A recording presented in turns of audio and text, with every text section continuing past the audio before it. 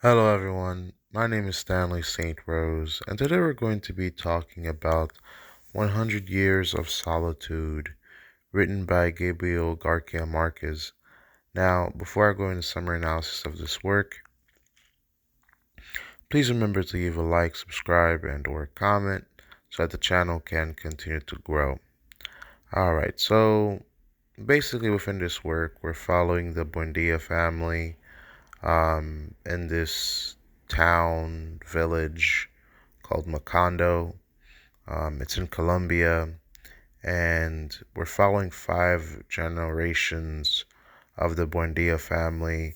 Um, the story is not linear, and we're not following one protagonist, so you have to keep your eye open with this work, because most books out there are, you just have one main character and you focus on that character's development, and their struggles and how they overcome those struggles.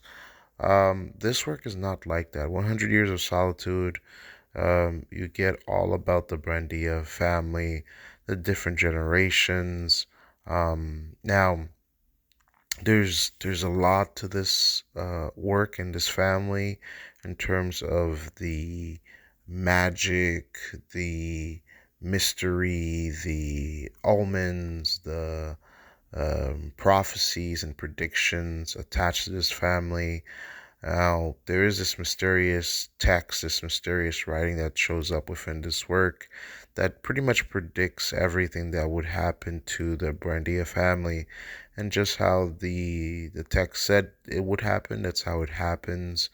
Now, the text is not decoded until the end, but pretty much everything that happens within the text, within that is it's true. It just happens to the Buendia family. Now, the Buendia family, they start off, they build wealth, they build their home, their family home. We see some very strong characters, leaders, warriors, military heads. We see several weddings and several relationships.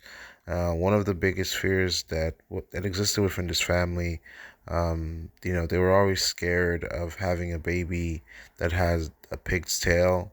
That does finally happen. The last child of the Buendia family has a pig's tail, and it's the child of incest. So exactly how it was predicted, that's exactly what happens. But throughout the work, we see several generations of Buendias being born, what they become, the circumstances of their lives, what they achieve, what they don't achieve, the women that marry, the women that don't, the women that die unhappy, the women that just die off. So this family, there's all types of success. There's messing with alchemy. There's magic involved. So the 100 Years of Solitude definitely, we look at not just at the Brandias, but also the people around them, the people in their town, the people in their village, and how they built the village, how they built their community, and how people got married, and who was after power. We also see the Buendia family get involved in government, get involved in politics, but slowly and surely, the demise of the Buendia family does occur, because the last child just dies. Again, it's the product of incest. The last child just died. It just gets eaten by ants. And the hurricane just pretty much wipes out Macondo and the Buendia family. I mean, they had 100 years of solitude to grow, develop, become what they become. Um, some people with the family did move away, but by and large, the family gets wiped out, and the town that they helped build gets wiped out. In terms of deeper meaning analysis here, this work is very interesting. You see the generations, how they all grow up, what they become, what the children become. the different things that they get involved with. It's very fascinating to see how this family is constructed over the years and what happens to them within 100 years. The powerful women that existed within this family, the powerful men and what becomes of them. They had dictators, they had leaders, they had visionaries, business, um, men and women. They had all these things, great things, but also bad things. And the family just had to just move forward at times. But the family is, it's not just the family, it's also the community of Macondo. I think that the family was just very tied to this community, and the fact that they get wiped out together just says a lot. Do I recommend this work? I do recommend it, but it's not an easy read.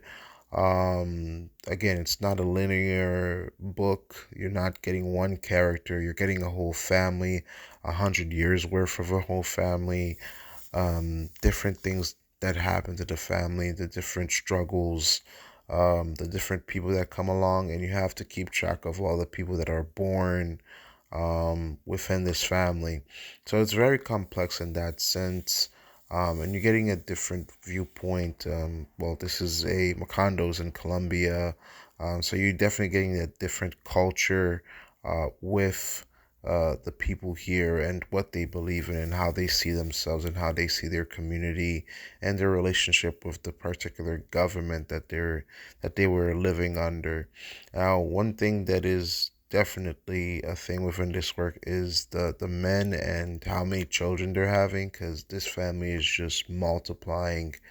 You see the young boys, they grow up and then they go out into the world, and some of them just have a lot of kids and a lot of children. And sometimes it feels like you're watching Don Juan, because when the men within the Buendia family get older, some of them leave and they just become, military heads, and they have lots of children because of their campaigns and things like that. Definitely does happen.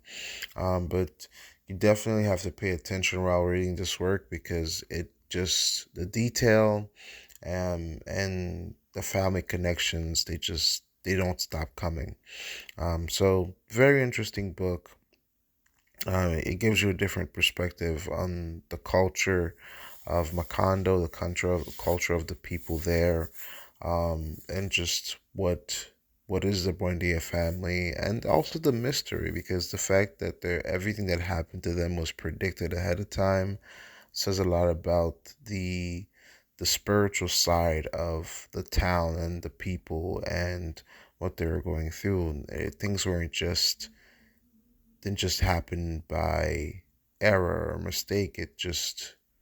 There was something behind it all. So that's all I have to say about this work. Please remember to leave a like, subscribe, and or comment, and I'll see you guys in the next video.